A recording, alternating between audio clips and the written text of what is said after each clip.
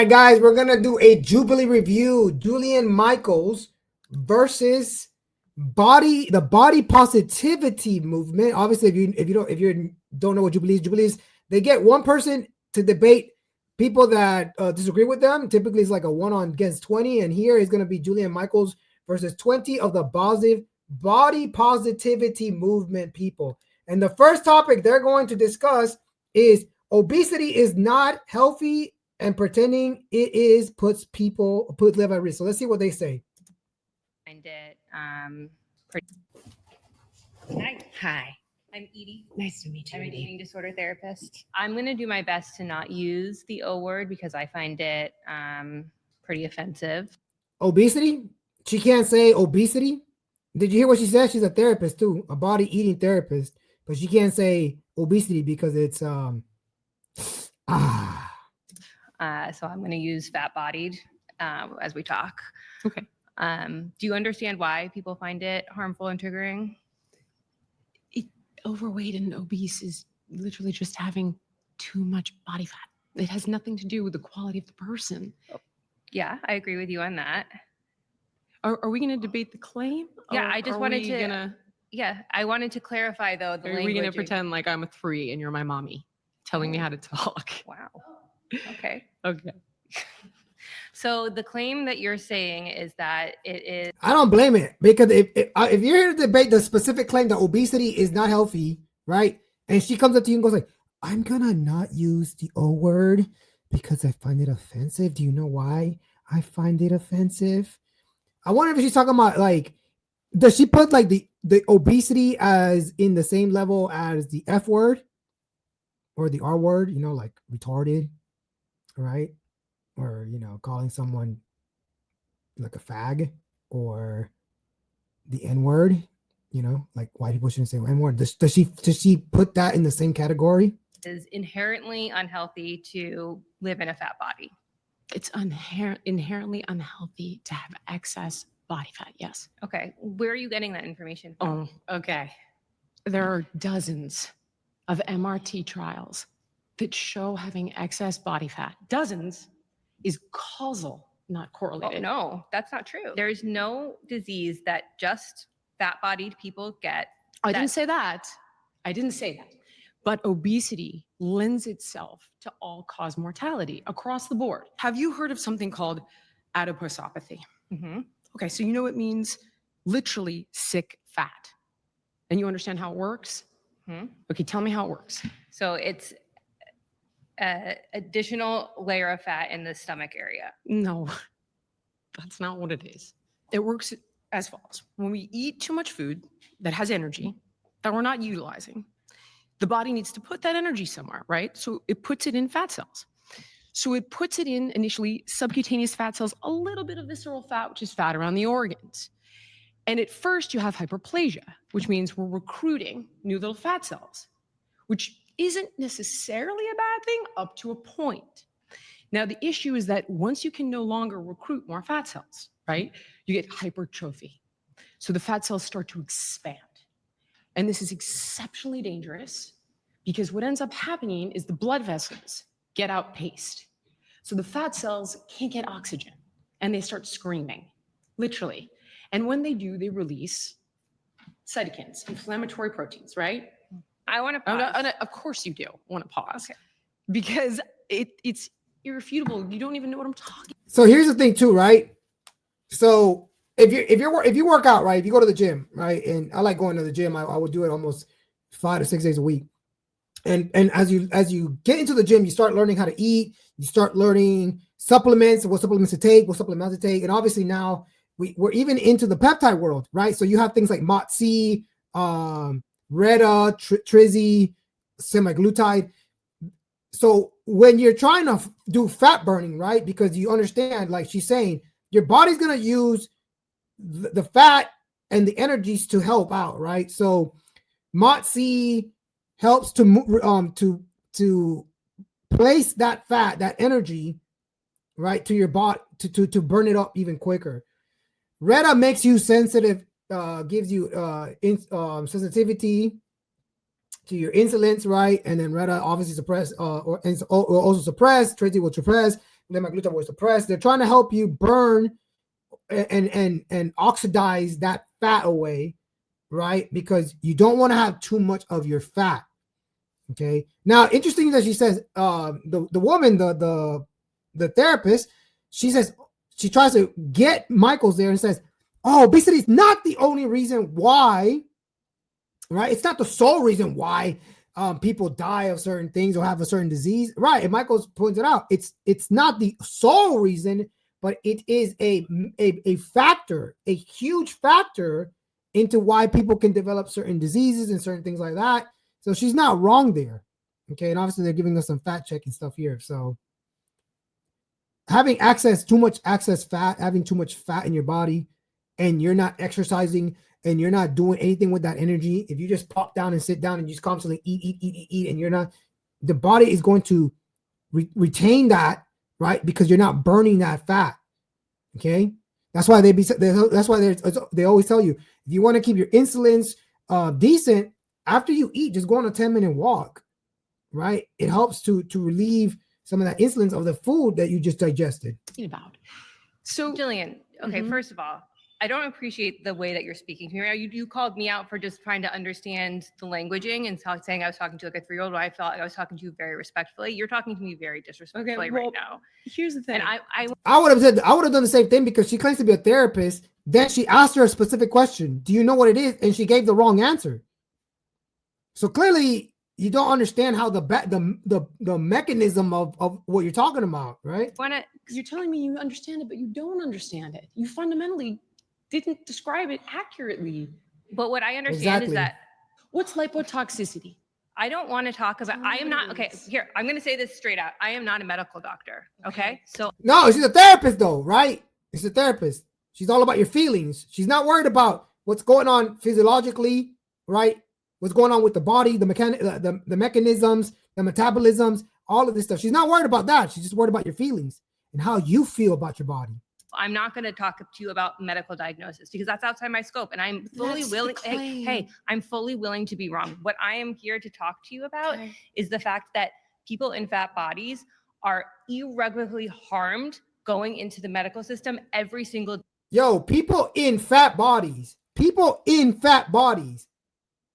Listen to that statement. People in fat bodies. The person just accidentally ended up in the fat bodies. You have a dissociation, right? There's the body, the fat body, and the person in the fat body. This is we're going into philosophical realms now. Substance dualism, anybody? Day because of the term, the O word. So that's Still can't say it. Obesity. Yeah. Okay, that's not the claim though. The idea that fat-bodied people are inherently unhealthy is, I believe, incorrect. You're wrong. No, I'm not wrong. There's a robust amount of data. I don't know why I honestly really don't know why Jillian Michaels is talking like that. It's kind of annoying though, straight up. I'm not wrong. Okay, so let me finish the thought. You can't look at. And let me finish the thought. Let me finish my thought first, Okay. please. Sure. You can't look at a person's body and tell whether or not tell their health status. So fat is an endocrine organ. When it overgrows, it does wreak havoc in the body. I didn't finish telling you what happens. So when the oxygen can't get to those fat cells, they'll die and they'll rupture. And then the immune system starts dumping macrophages in to try to clean it up. But do you know what's even more unhealthy is weight cycling. And as we talked about earlier, only except for your people who claim. If you want to talk about that claim, we can. The claim is.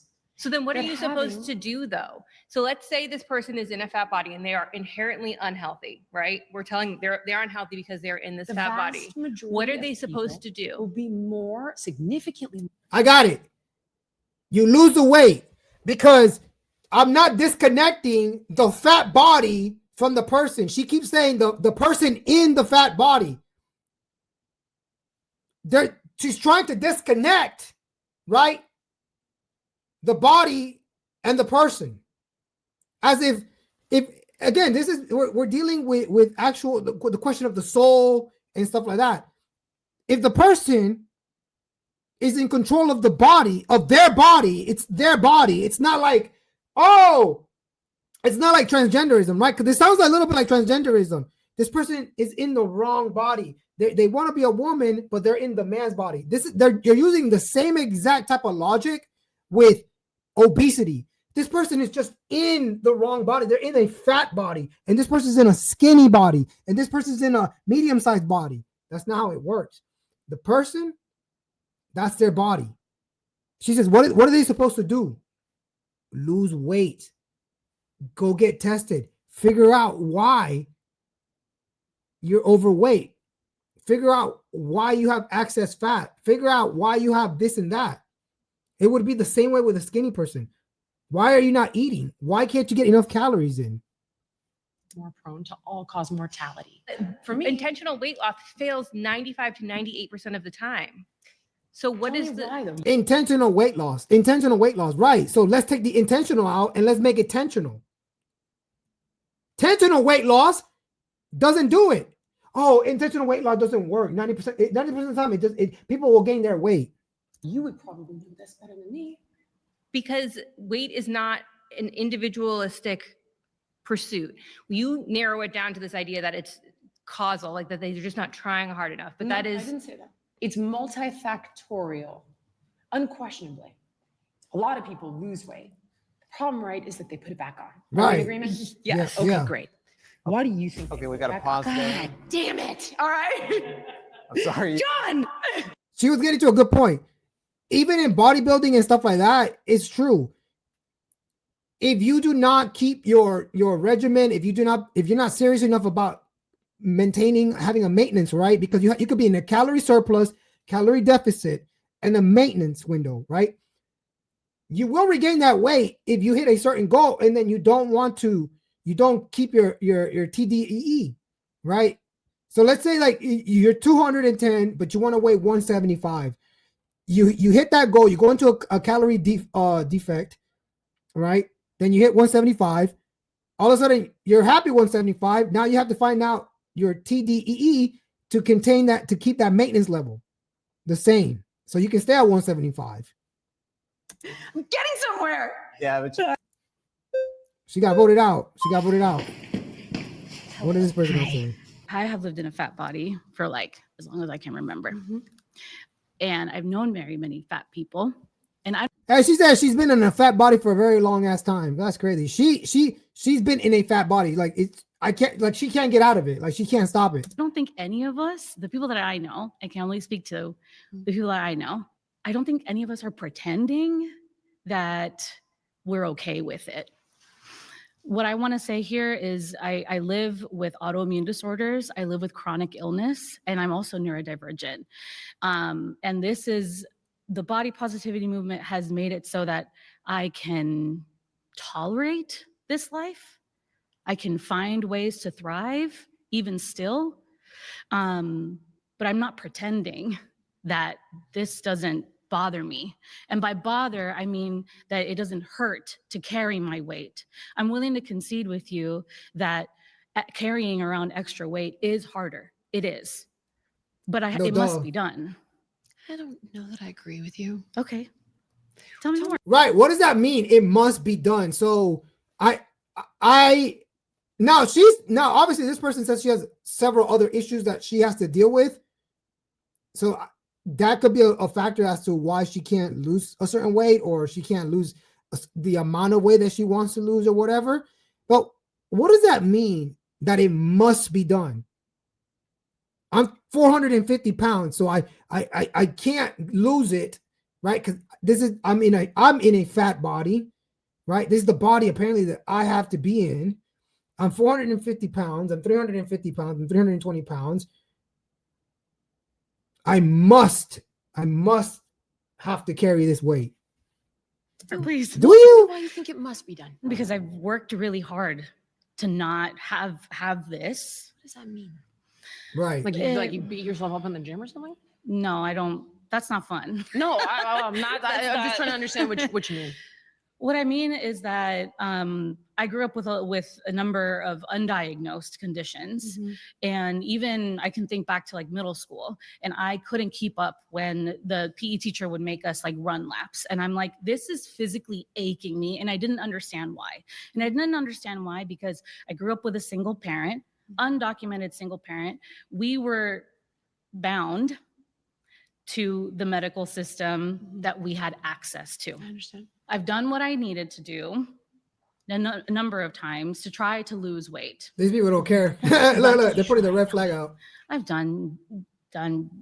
worked out at the gym. I've tried to do Pilates. Even yoga hurts me. That doesn't matter. Did you do testing? Not obviously in the prior, you didn't have the medical means to get the testing. I'm assuming that she does have the medical means now. Has she done all the tests? And I'm talking about, has she done all the blood work tests, hormonal testing, all of that stuff, right?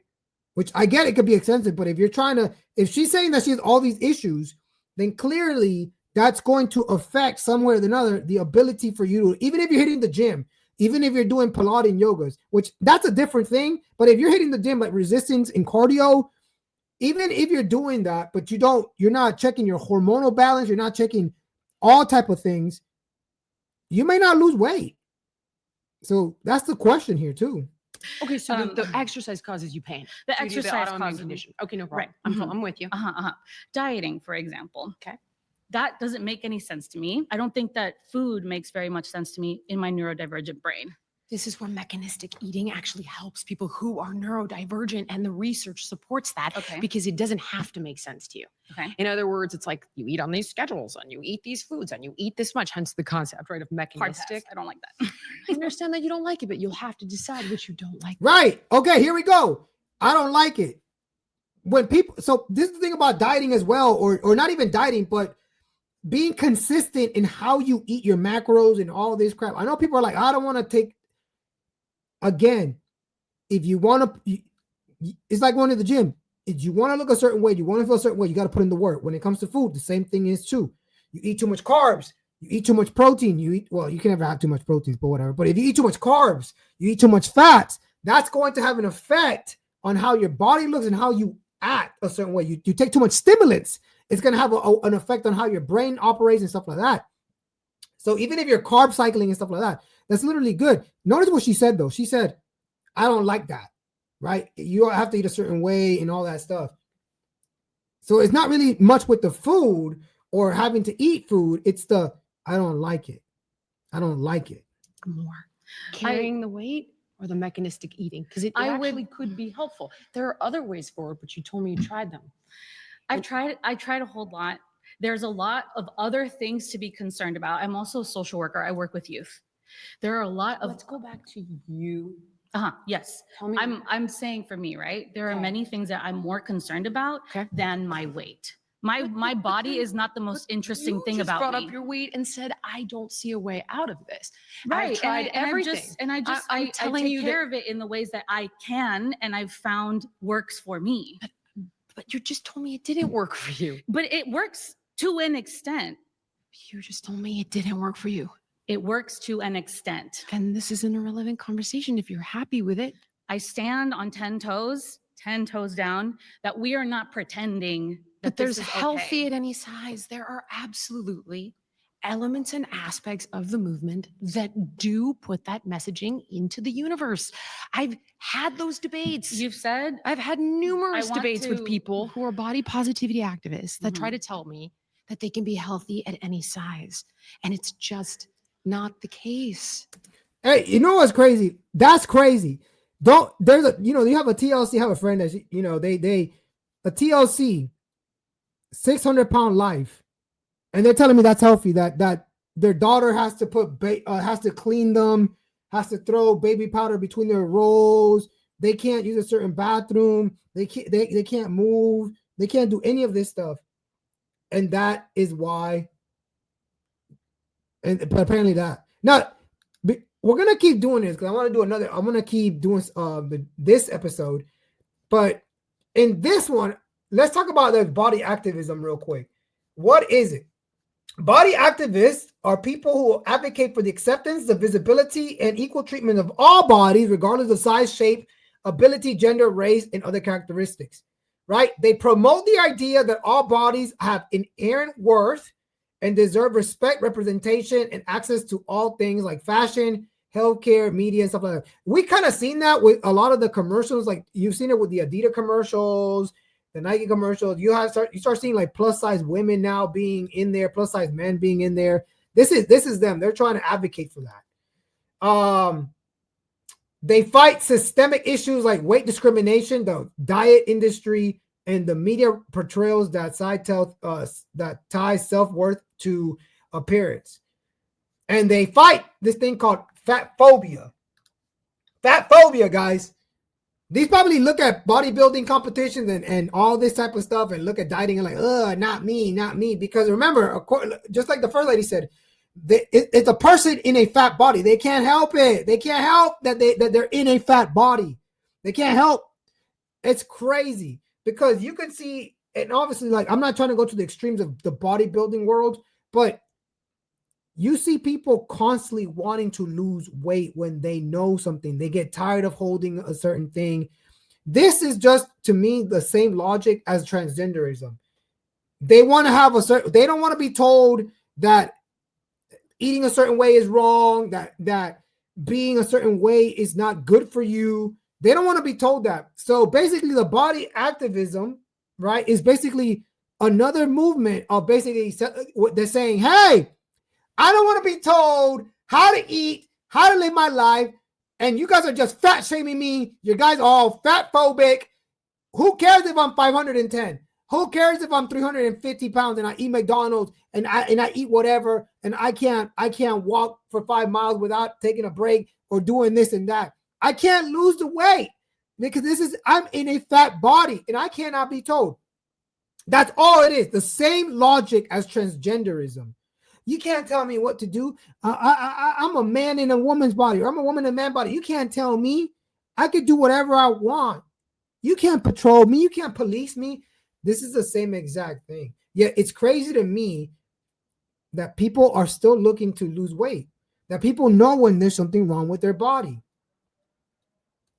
Scientifically speaking, we know that that if you put too much food or too much of something in your body, it's not going to be good for you. It's the same thing with steroids. Too much steroids is going to be bad for you. So clearly, if you're saying that the anabolics that are supposed to make you stronger, you put too much of that in your body, it's not going to be good for your estrogen. It's going to tank all of that. It's going to mess up your liver. It's going to mess up all this other stuff. So why would you think that eating too much food of high sodium or high carbs or any of that is going to be good for your body? And all of a sudden you're not exercising. The body activism movement is literally just their way of saying, I like to be big, fat, and I want to eat all the food I want. And I don't want to exercise, and you got to accept me for who I am. So what if I have to pay for an extra seat in the airplane or on the bus, or I take 3 spots, or I can't get on this ride? You have to make the seats bigger. You have to make the roller coaster rides with bigger seat belts and more space for us big people. Even though part of the population, for the most part, isn't that weight. But that's them. Now we're gonna keep going with this because I find this Jubilee interesting. But let me know what you think about the body movement. What is it called again? The body activism. What do you think about it? Huh? Are you fat phobic? Huh? Do you think that obesity is not a problem? And by the way, both of them have not answered the claim. I've yet to hear why they think why obesity is not healthy, or what's the kind of argument to it. The other lady just couldn't even say the word. She couldn't even say the word. But let me know, guys, and we'll keep going with this Jubilee, man.